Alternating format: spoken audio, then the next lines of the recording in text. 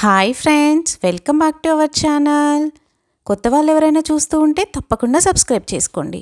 అతని పేరు అజయ్. అతను ఒక కలెక్టర్. అతను విధులు నిర్వహించిన తర్వాత తన ఇంటికి వెళ్తున్నాడు. అక్కడ ఉన్న టౌన్ సెంటర్లో కారు వెళ్తూ ఉంది.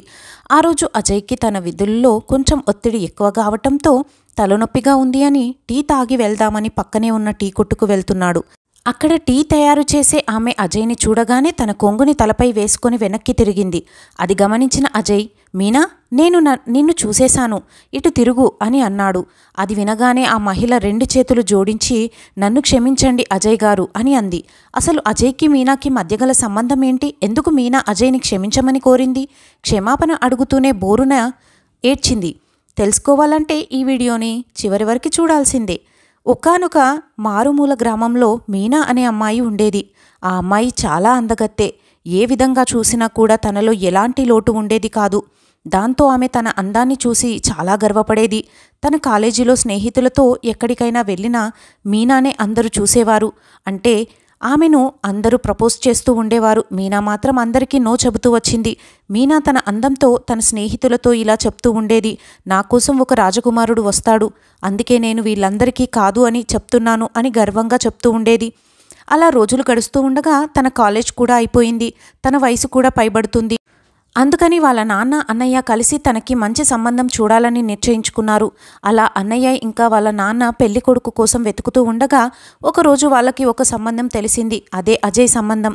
కానీ అజయ్ చూడటానికి అంత అందంగా ఉండరు.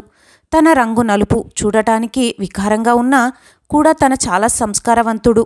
తల్లిదండ్రులకు మంచి గౌరవాన్ని ఇస్తాడు. దాంతోపాటు పెద్ద చదువులు చదివాడు అని మీనా తండ్రి మరియు అన్నయ్య సంజయ్ని కలిసి తనతో మాట్లాడి అన్ని విషయాలు తెలుసుకున్నారు. అజయ్తో మాట్లాడుతున్నప్పుడు మీనా తండ్రికి తన గుణగణాలు, సంస్కారం బాగా నచ్చింది. అలాగే అజయ్ యొక్క కుటుంబం చాలా బాగా నచ్చింది. దాంతో ఎలాగైనా అజయ్ తన అల్లుడిగా రావాలి అని అనుకున్నాడు. దాంతో అజయ్తో తన కూతురికి పెళ్లి ఖాయం చేసుకుని వచ్చాడు. ఇంటికి వచ్చిన మీనా తండ్రి మీనాతో నీకు ఇలా సంబంధం చూశాము అని చెప్పగా అప్పుడు మీనా తన తండ్రితో ఇలా అన్నది, నాన్న, మీరు నాకు అబ్బాయిని చూశాము అంటున్నారు, మరి అబ్బాయి బాగుంటాడా? అందంగా ఉంటాడా? నాకు అతను సరైన జోడియేనా అని అడిగింది. ఎందుకంటే నాన్న, నేను అందంగా ఉన్నాను కదా, మా జోడి కూడా అందంగా ఉండాలి, నాలాగే అతను కూడా అందంగా ఉండాలి అని నేను కోరుకుంటున్నాను అని అంది. మీనా చెప్పిన మాటలు విన్న తండ్రి మీనాని ఆ విషయంపై సంజాయిస్తూ ఇలా చెప్పాడు, తల్లి, సంసారం చేయటానికి అందం అనేది అంత ముఖ్యం కాదు. నేను నీకోసం చాలా మంచి సంబంధం చూశాను. ఇలాంటి అబ్బాయి అరుదుగా ఉంటాడు. అందం కంటే కూడా అతను ఎలాంటి వాడు, పెళ్లి అయిన తర్వాత నిన్ను ఎలా చూసుకుంటాడు, నీకు ఎంత గౌరవం ఇస్తాడు అన్నదే ముఖ్యం అన్నాడు. తండ్రి చెప్పిన ఆ మాటలు విన్న మీనా మాత్రం నిరాశగానే ఉంటుంది. అప్పుడే డ్యూటీ నుంచి వచ్చిన తన అన్నయ్య పెళ్లికొడుకు ఫోటోని మీనాకు చూపించాడు. మీనా, నా దగ్గర పెళ్లికొడుకు ఫోటో ఉంది, చూస్తావా అని మీనాకి ఫోటో ఇచ్చాడు. అంతే, ఎప్పుడైతే పెళ్లికొడుకు ఫోటో మీనా చూస్తుందో అప్పుడే తను తలదించుకొని ఏమీ మాట్లాడకుండా నిశ్శబ్దంగా అయిపోయింది. మీనా తల కిందికి వేసుకొని ఇలా ఆలోచిస్తూ ఉంది, అబ్బాయి చూడటానికి చాలా నల్లగా ఉన్నాడు, నేను ఇతనిని ఎలా పెళ్లి చేసుకోగలను, నా జీవితాన్ని ఎలా ఇతనితో గడపగలను, ఎంతోమంది అందంగా ఉన్నవాళ్ళు నన్ను ఇష్టపడ్డారు, కానీ నేను ఎవరికీ సరే అని చెప్పలేదు, కానీ నేను ఇతనితో ఎలా ఉండగలను అని ఆలోచిస్తూ ఉండగా అప్పుడే తన అన్నయ్య మీనా, అతను చూడడానికి బాగాలేకపోయినా అతడు చాలా పెద్ద చదువులు చదువుకున్నాడు, అతనికి మంచి ఉద్యోగం కూడా రానుంది అని చెప్పాడు. అప్పుడు నీ జీవితం కూడా చాలా ఆనందంగా ఉంటుంది, దాంతోపాటు నీ జీవితంలో ఎలాంటి లోటు కూడా ఉండదు, నిన్ను చాలా బాగా చూసుకుంటాడు అనే నమ్మకం నాకు అనిపిస్తుంది అని అన్నాడు. మీనా ఆ ఫోటోలో చూస్తూ కూర్చుంది. మీనా తండ్రి ఇంకా అన్నయ్య అతని గురించి చెప్పిన మాటలను ఆలోచిస్తూ ఉంది. అయినా ఇలాంటి నల్లగా ఉన్న వ్యక్తిని నేను ఎలా చేసుకోగలను అని తన మనసు ఒప్పుకోవటం లేదు. కానీ గ్రామీణ ప్రాంతాల్లో తల్లిదండ్రులను కాదని సొంత నిర్ణయాలు తీసుకోవటానికి అవకాశం ఉండదు. దాంతో మీనా తన అన్నయ్యకు గాని తన తండ్రికి గాని తన మనసులో మాట ఏమి చెప్పకుండా పెళ్లి ఒప్పేసుకుంది. కానీ తన మనసు అలానే ఉంది. అలా రోజులు గడుస్తూ ఉన్నాయి. పెళ్లి సమయం దగ్గర పడింది. పెళ్లి హడావిడి ప్రారంభమైంది. రెండు కుటుంబాల వైపు కూడా సంతోషకరమైన వాతావరణం ఆవరించింది. మీనా పెళ్లి కూతురిగా ముస్తాబై కూర్చుంది. పెళ్లి కొడుకుని సకల మర్యాదలతో పెళ్లి మండపానికి తీసుకుని వచ్చారు. పెళ్లి కూతురు ముస్తాబై మీనా కూడా పెళ్లిపీటలపైకి వచ్చింది. ఆమె ముఖంలో ఇంకా నిరాశ చాలా కనిపిస్తుంది. అలాగే పెళ్లిపీటలు ఎక్కగానే తను పెళ్లి కొడుకును చూసింది. పెళ్లి కొడుకుని చూడగానే ఆమె మనసులో రకరకాల ఆలోచనలు రావటం మొదలయ్యాయి.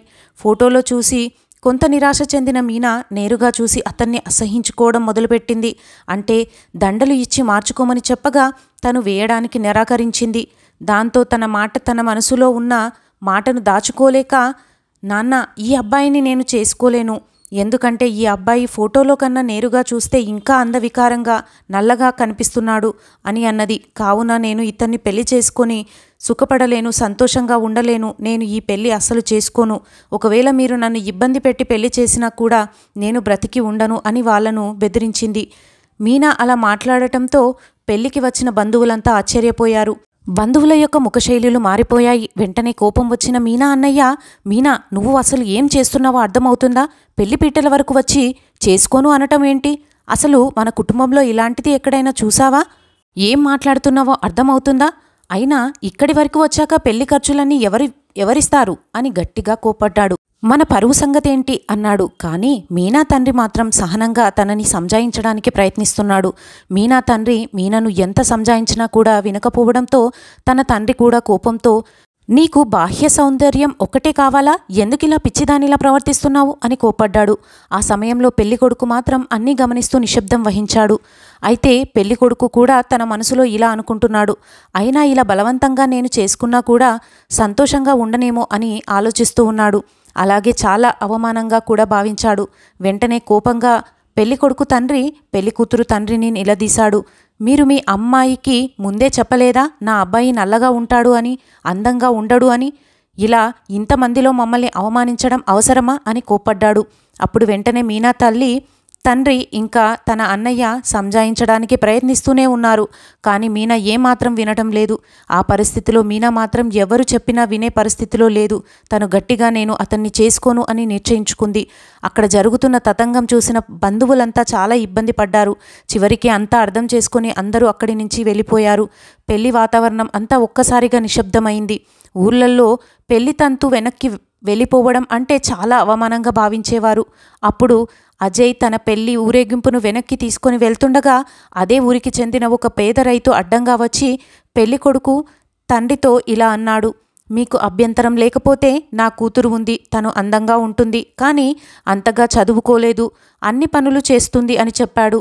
మీకు అభ్యంతరం లేకపోయినట్లయితే నా కూతురిని వివాహం చేసుకోవచ్చు, మీ పెళ్లి తంతును వెనక్కి తీసుకోవచ్చు అని చెప్పాడు. దాంతో సంతోషపడిన పెళ్లికొడుకు ఇంకా తన తండ్రి దానికి ఒప్పుకున్నారు. అలా ఆ అమ్మాయిని వివాహం చేసుకుని వెళ్ళిపోయారు. అలా రోజులు గడుస్తూ ఉండగా మీనా మాత్రం తను ఒక ప్రైవేట్ కంపెనీలో ఉద్యోగం చేస్తూ ఉంది. అక్కడ తనకి ఒక అబ్బాయి పరిచయం అయ్యాడు. అతని పేరు ప్రవీణ్ చాలా అందంగా ఉండేవాడు. అలాగే ఖరీదైన దుస్తువులు ధరించేవాడు. చాలా ధనికుడు కూడా. దాంతో మీనా అతన్ని ఇష్టపడింది. తను ప్రవీణ్తో తిరగడం మొదలుపెట్టింది. ఎలాగైనా ప్రవీణ్ని వివాహం చేసుకోవాలని నిశ్చయించుకుంది. ప్రవీణ్ చాలా మంచివాడు, అలాగే అందంగా కూడా ఉంటాడు, ఉద్యోగం చేస్తున్నాడు. కావున నేను నా తల్లిదండ్రులకు చెబితే వాళ్ళు ఖచ్చితంగా ఒప్పుకుంటారు అనే ధైర్యంతో ఇంటికి వెళ్ళి తన తండ్రితో జరిగిందంతా చెప్పింది. పెళ్ళి ఆగిపోయి 2 సంవత్సరాలు అవుతుంది. ఇంకా మీనా చెప్పిన సంబంధం తన తండ్రి వద్దు అంటే మళ్ళీ పెళ్లి జరుగుతుందో లేదో అనే భయంతో మీనా తండ్రి ఒప్పేసుకున్నాడు. మీనా ప్రవీణ్ చాలా మంచోడు అని భావిస్తుంది. కానీ మీనా అనుకున్నట్టు ప్రవీణ్ అంత మంచోడు కాదు. అతనికి తాగుడు అలవాటు ఉంది. అలాగే అమ్మాయిలతో తిరిగే అలవాటు, జూదం ఆడే అలవాటు అతనికి లేని అలవాటు అంటూ లేదు. కానీ మీనా ముందు మాత్రం చాలా మంచిగా ప్రవర్తించేవాడు. అది తెలియని మీనా అతన్ని ఇష్టపడింది. మీనా ప్రవీణ్తో కేవలం అతని అందాన్ని, అతని బట్టలని, అతని కారుని మాత్రమే చూసింది. అలా తల్లిదండ్రులు ఒప్పుకోవటంతో మీనా ప్రవీణ్ పెళ్లి జరిగింది. పెళ్లి జరిగిన తర్వాత తను చాలా సంతోషంగా ఉంది. ఎందుకంటే నల్లగా ఉన్న అజయ్ని చేసుకోకపోవడం నాకు మంచిది అయింది. ఎందుకంటే నాకు ఇప్పుడు అందమైన వాడు దొరికాడు అని ఆలోచిస్తూ ఉంది. మీనా వివాహం జరిగి సంవత్సరం అవుతుంది. తను ఒక పండంటి బిడ్డకు జన్మనిచ్చింది. కానీ ప్రవీణ్ యొక్క అసలు భాగోత్వం ఇంకా బయటపడలేదు. ఎందుకంటే తను ఇంట్లోకి ఎప్పుడు తాగి రాలేదు. ప్రవీణ్ మాత్రం తనకు కావలసిన తతంగాలన్నీ బయటనే పూర్తి చేసుకొని వచ్చేవాడు. అలా 1 సంవత్సరం మేనేజ్ చేయగలిగాడు.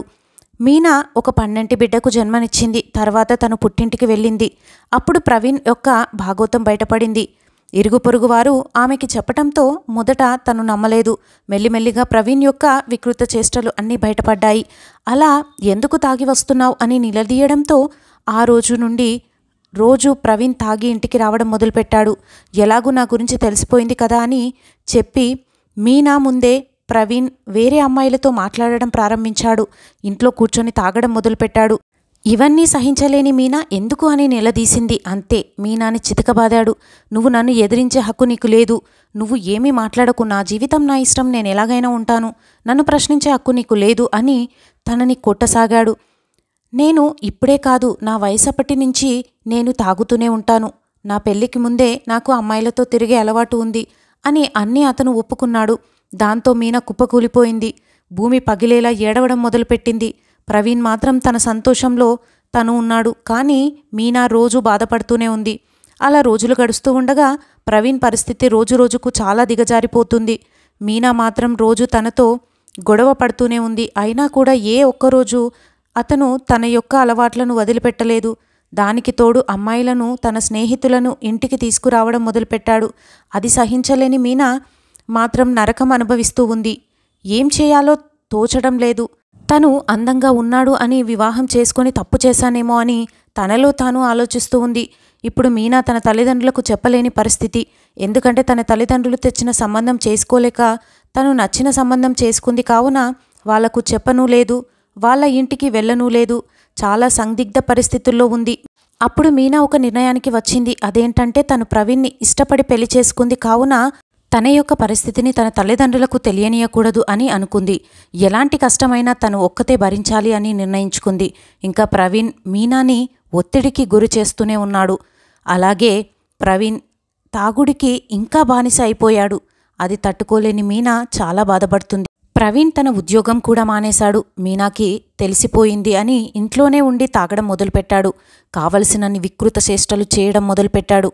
ఇంట్లో పోషణకి కూడా డబ్బు లేని పరిస్థితి ఏర్పడింది. మీనాకి ఈ పరిస్థితి ఛాలెంజింగ్గా మారింది. తన ఉన్న ఒక్కగానొక్క కూతురి యొక్క భవిష్యత్తు ఏంటి? తనకి కనీసం ఒక పూట కూడా అన్నం పెట్టడానికి కూడా లేని పరిస్థితికి వచ్చేశాను.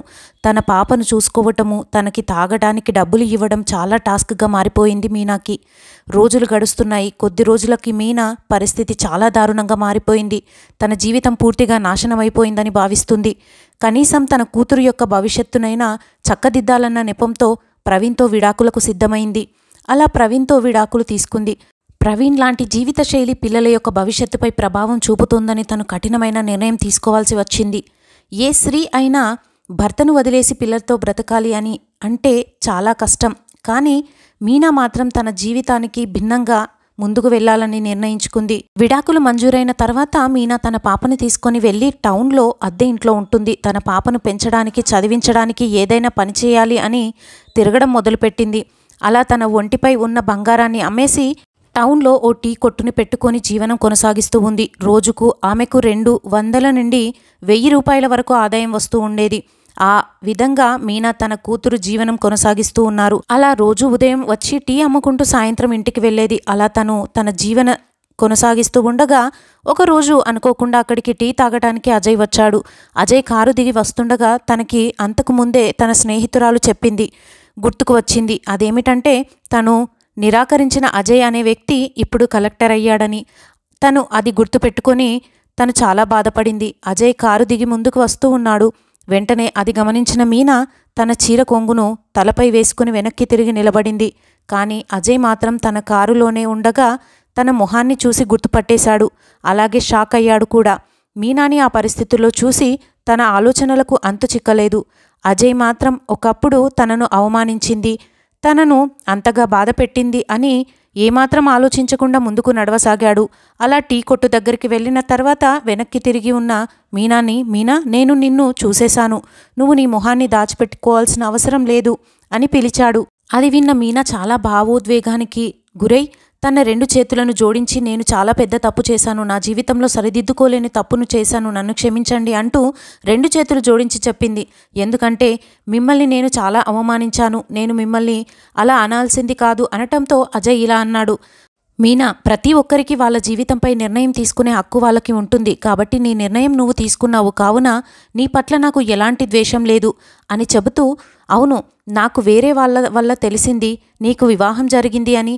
అది ఒక మంచి అందమైన అబ్బాయితో మంచి ధనిక కుటుంబంలో అని తెలిసింది, కానీ నువ్వు ఇక్కడ ఇలా టీ అమ్ముకుంటూ ఉన్నావు ఏంటి, ఏం జరిగింది అని అడిగాడు. బాధలో ఉన్న మీనా అలా అడగడంతో ఒక్కసారిగా బోరున ఏడుస్తూ తనకి జరిగిన గతం అంతా చెప్పేసింది. అజయ్ అప్పుడు తన కథ విని చాలా బాధపడ్డాడు. అలాగే అజయ్ కూడా తన గతాన్ని మీనాతో చెప్పాడు. అదేంటంటే తన భార్య క్యాన్సర్ వచ్చి చనిపోయిందని, చాలా రోజులుగా ఆ బాధతోనే ఉన్నానని, తను చనిపోయి కరెక్ట్గా 1 సంవత్సరం అయిందని మీనాతో చెప్పాడు. ఈ విషయాన్ని మీనాతో చెప్పగానే మీనా ఇలా అంది, అవునా, అయితే నీ భార్య చాలా అదృష్టవంతురాలు, ఎందుకంటే నీ మంచి మనసు ఉన్న నీకు భార్యగా దొరికింది అని బాధపడింది. తను చనిపోయిందని దిగ్భ్రాంతికి కూడా వ్యక్తం చేసింది.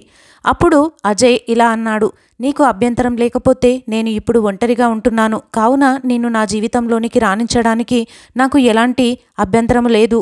నువ్వు సరే అంటే నేను నా జీవితంలోకి ఆహ్వానిస్తున్నాను అన్నాడు. అప్పుడు మీనా ఇలా అంది, నాకు ఒక పాప కూడా ఉంది, ఆ పాపను చూసుకోవడం నా బాధ్యత, కావున నేను నిన్ను చేసుకోలేను.